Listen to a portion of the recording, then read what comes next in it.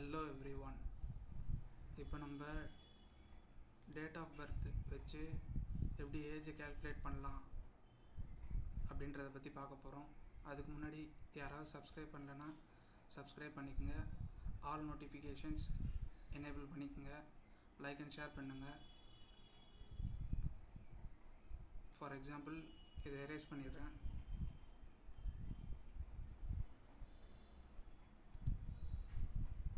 Equal to today function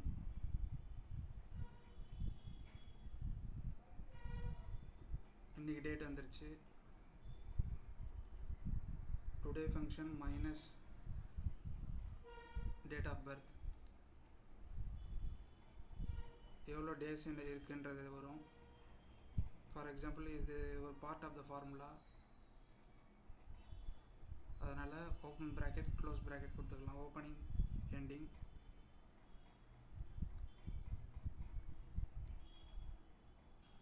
இது date ஃபார்மேட்டில் இருக்குது.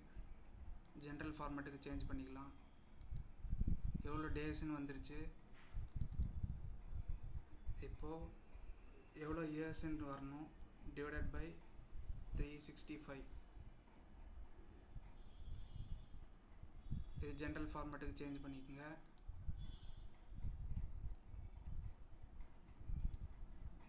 இது நம்மளுக்கு இன்டீஜராக வேணும். ஸோ ஓப்பன் ப்ராக்கெட் எண்டில் க்ளோஸ் ப்ராக்கெட். இப்போ ஏஜ் கால்குலேட் ஆகிடுச்சு. இதை அப்படியே ஃபில் பண்ணிக்கலாம்.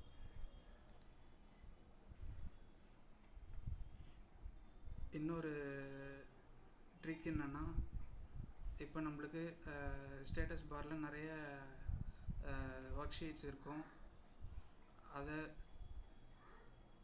ஒன்று ஒன்றா சேஞ்ச் பண்ணி பார்க்குறதுக்கு பதிலாக இந்த லெஃப்ட் ஆரோ ரைட் ஆரோ இருக்கு இல்லையா, அதில் ரைட் கிளிக் பண்ணால் ஆக்டிவேட்ன்ற